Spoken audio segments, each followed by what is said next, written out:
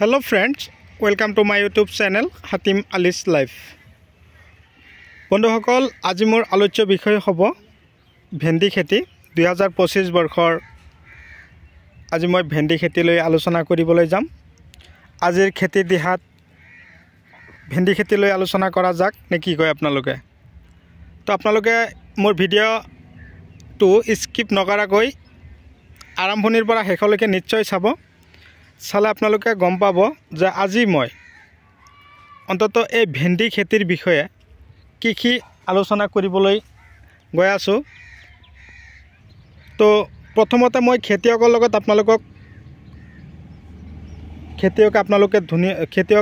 ধুনীয়াকৈ বুজাই দিব ইয়াত কিমান বিঘা মাটি ভেন্দি খেতি কৰিছে আৰু ইয়াত যিটো ভেন্দি গছবিলাক দেখা পাই আছে আপোনালোকে যিটো খেতি দেখুৱাই আছোঁ ভেন্দি গছখিনি।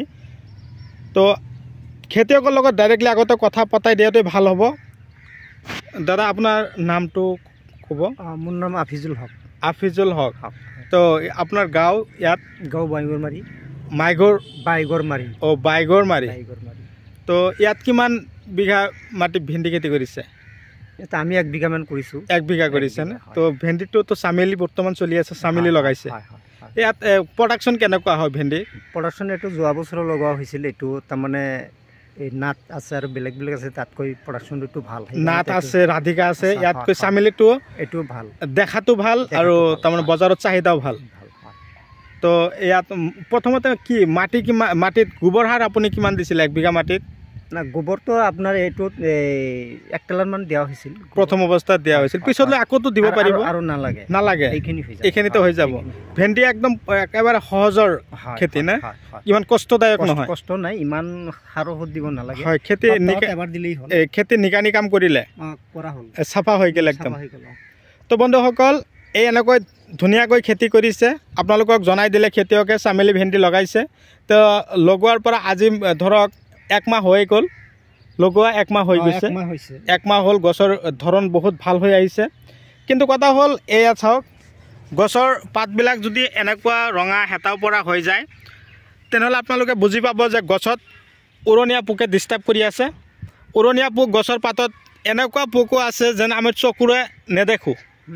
এনেকুৱা পোকবিলাক তাৰমানে আমাৰ এই খেতিটোৰ যিখিনি গছ আছে এই খেতিটোৰ মাজে মাজে চাব দুটা এটাকৈ গছৰ পাতবিলাক হালধীয়া হেতাও পৰা ৰঙা পৰা হৈ গৈছে। তেনেহ'লে আপোনালোকে বুজিব পাৰিব যে আপোনাৰ ভেন্দি খেতিত পোকে আক্ৰমণ কৰিছে, একেবাৰে সৰু সৰু পোক।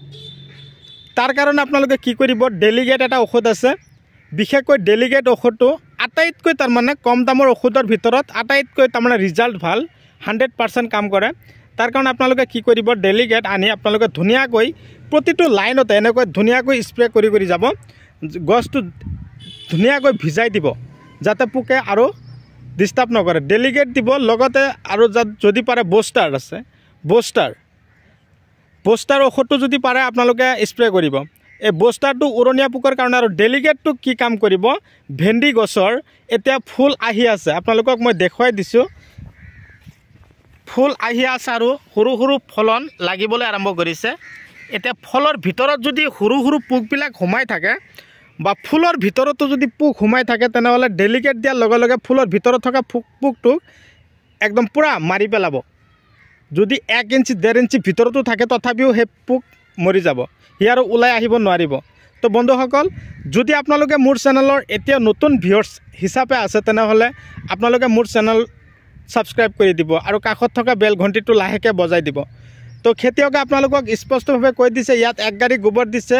আৰু এই ভেন্দি খেতিৰ কাৰণে আপোনালোকৰ ওখ মাটিৰ কোনো প্ৰয়োজন নাই। বৰ্তমান যিটো ছিজন চলি আছে জানুৱাৰী, ফেব্ৰুৱাৰী, মাৰ্চ, এই 3টা মাহত যদি আপোনালোকে লগাব পাৰে, এই 3টা মাহৰ ভিতৰত লগালে চামেলি ভেন্দি আছে। আৰু যেতিয়া আপোনালোকৰ ধৰক মাৰ্চ এপ্ৰিল মাহত লগাবলৈ হ'লে তেনেহ'লে আপোনালোকে ৰাধিকা লগাব লাগিব। এতিয়া বৰ্তমান ধৰক কম দামৰ যিবিলাক চিট আছে এই কম দামৰ চিটবিলাকো যদি আপোনালোকে লগাই খেতি ভাল হ'ব নে কি কয় দাদা? কম দামৰ এই চামেলিটো সিমান দামীও নহয়, কম দামৰ গুটি নাট যিটো ভেন্দি আছে তাতকৈ কম আছে, এইটোতকৈ দাম কিন্তু চামেলিত কম। কিন্তু মালৰ প্ৰডাকশ্যন ভাল। 1 বিঘা মাটিৰ পৰা কিমান উঠাব পাৰিব? আমিতো একদিন পিছে উঠাওঁ, ধৰক 80 কেজি 90 কেজি 1 কুইণ্টেল ওপৰত যায় ওপৰতো যায় একদিন পিছে তাৰমানে ভেন্দি কৰিলোঁ মানে আমি বেংকত টকা যেন জমা কৰি আছোঁ জমা এনেকুৱা হৈ থাকে তো আপোনালোকে যদি পাৰে দাদাই কৈছে 1 বিঘা মাটিত 1 টেলাৰ গোবৰ দিছে আপোনালোকে যদি পাৰে 1 বিঘা মাটিতে আপোনালোকে 2 গাড়ীকৈ গোবৰ দিয়ক ভেন্দি খেতি কৰক আপোনালোকে ভেন্দি উঠাই শেষ কৰিব নোৱাৰিব এদিন পিছে পিছে আপোনালোকে টকা উপাৰ্জন কৰিব পাৰিব তো আপোনালোকে বন্ধুসকল মোৰ ভিডিঅ' আপোনালোকে কোন ঠাইৰ পৰা চাই আছে কমেণ্ট কৰি জনাব আৰু যদি এনেকুৱা ধৰণৰ খেতি কৰিম বুলি ভাবিছে মোক যোগাযোগ কৰক বীজ আপোনালোকে বা সিড যদি বিচাৰি পোৱা নাই মই আপোনালোকক যেনেকৈ পাৰোঁ আপোনালোকক মই যোগান ধৰিম মই অত ভিডিঅ' আপোনালোকলৈ পঠিয়াইছোঁ কিন্তু আপোনালোকে মোৰ পৰা বহুত কৃষক দাদা বন্ধুসকলে বা বাইদেউসকলে বহুত বীজ বহুত তাৰমানে গছৰ বিধান খেতিৰ বিধান মোৰ পৰা ক্ৰয় কৰিছে মই দূৰ দূৰণিলৈ পঠিয়াইছোঁ লখিমপুৰ ধেমাজি শিৱসাগৰ চৰাইদেউ নাৰায়ণপুৰ ধলাশদিয়া তাৰমানে আৰু কি ক'ম শিৱসাগৰ এইবিলাক ঠাইলৈ মই পঠিয়াইছোঁ কিন্তু কথা হ'ল আপোনালোকে মোৰ পৰা ক্ৰয় কৰিব 100% মই বিধানখিনি আপোনালোকৰ হাতত দিম যদি আপোনালোকৰ কিবা প্ৰয়োজন পঠিয়াব লাগে তেনেহ'লেও পঠিয়াই দিম দানা চানা লাগিলে মোক জনাব আপোনালোকক A to Z যিমান লাগে মই আপোনালোকক যোগান ধৰিম কিন্তু কথা হ'ল তো বন্ধুসকল এষাৰ কথা আছে যে